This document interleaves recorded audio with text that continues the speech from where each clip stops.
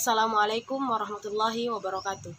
Perkenalkan, nama saya Andi Hawesyarsita dengan stambuk A1A1-20032, kelas B, jurusan Pendidikan Ekonomi, Fakultas Keguruan dan Ilmu Pendidikan, Universitas Haluoleo, Kendari. Di sini, saya akan membahas tentang pendapatan nasional yang dipelajari di kelas 10 SMA. Apa sih pendapatan nasional itu? Pendapatan nasional adalah jumlah pendapatan yang diterima oleh seluruh rumah tangga keluarga di suatu negara dari penyerahan faktor-faktor produksi dalam satu periode waktu tertentu, biasanya selama 1 tahun. Nah, kita beralih ke istilah-istilah pendapatan nasional. Apa saja sih istilah pendapatan nasional itu? Istilah pendapatan nasional ada 7. Yang pertama, produk domestik bruto. Yang kedua, produk domestik regional bruto. Yang ketiga, produk nasional bruto. Yang keempat, produk nasional neto. Yang kelima, pendapatan nasional neto. Yang keenam, pendapatan perseorangan. Yang ketujuh, pendapatan bebas.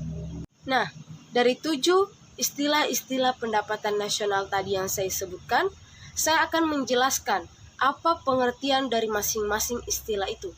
Yang pertama, produk domestik bruto. Produk domestik bruto adalah jumlah dari seluruh produk barang dan jasa yang dihasilkan oleh suatu negara selama 1 tahun, termasuk di dalamnya barang dan jasa yang dihasilkan oleh orang asing dan perusahaan asing yang berproduksi di dalam negeri. Yang ketiga, produk nasional bruto.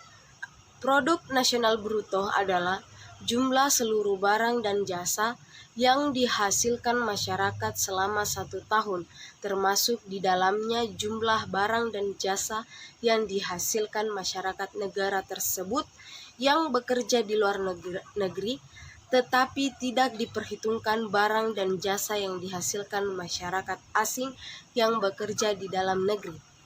Yang keempat, produk nasional neto adalah produk nasional kotor dikurangi penyusutan barang-barang modal.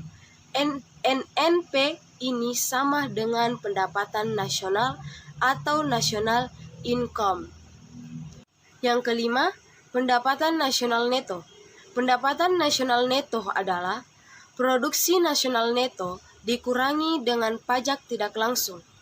Pajak tidak langsung merupakan unsur pembentuk harga pasar tetapi tidak termasuk dalam biaya faktor produksi.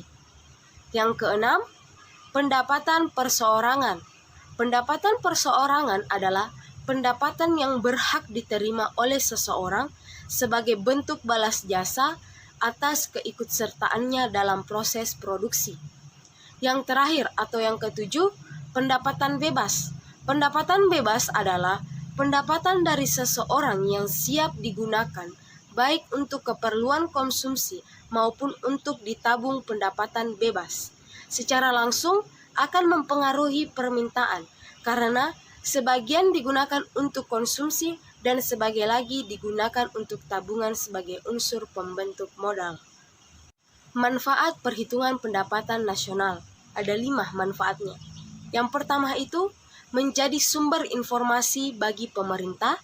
Yang kedua, mengetahui struktur perekonomian. Yang ketiga, mengetahui perekonomian antar daerah. Yang keempat, memperkirakan perubahan pendapatan nasional. Dan yang kelima atau yang terakhir, membandingkan kemajuan ekonomi antar negara. Indikator ketimpangan distribusi pendapatan. Cara distribusi pendapatan nasional akan menentukan bagaimana tingkat pendapatan nasional yang tinggi akan mampu menciptakan perbaikan masyarakat seperti mengurangi kemiskinan, pengangguran, dan keterbelakangan. Pendistribusian pendapatan yang tidak merata justru akan menciptakan kemakmuran golongan masyarakat tertentu saja. Indikator yang digunakan untuk mengetahui adanya ketimpangan distribusi pendapatan nasional adalah dengan koefisien Gini ratio. Kita beralih ke usaha meningkatkan pendapatan nasional. Apa saja cara yang dianggap cocok dalam usaha meningkatkan pendapatan nasional? Usaha yang sesuai untuk meningkatkan pendapatan nasional yaitu ada beberapa cara yang dianggap cocok, antara lain yang pertama, meningkatkan pembangunan nasional di antara segala bidang, khususnya sektor ekonomi, tanpa harus meninggalkan aspek-aspek kepribadian bangsa. Yang kedua, meningkatkan kualitas sumber daya manusia melalui peningkatan mutu pendidikan nasional dan pemberian pelatihan-pelatihan. Yang ketiga, memberikan kesempatan kepada perusahaan-perusahaan swasta untuk bisa mengembangkan usahanya bagi terciptanya kemajuan ekonomi. Yang keempat, mendorong dan meningkatkan sekaligus mitra bagi pergerakan industri menengah dan industri besar. Dan yang kelima, membuka dan meningkatkan kesempatan untuk berinvestasi bagi para pemilik modal, baik lewat PMDM maupun lewat PMA. Terima kasih, itu saja yang bisa saya bahas tentang pendapatan nasional. Kurang lebihnya mohon dimaafkan. Wabillahi taufiq wal hidayah. Wassalamualaikum warahmatullahi wabarakatuh.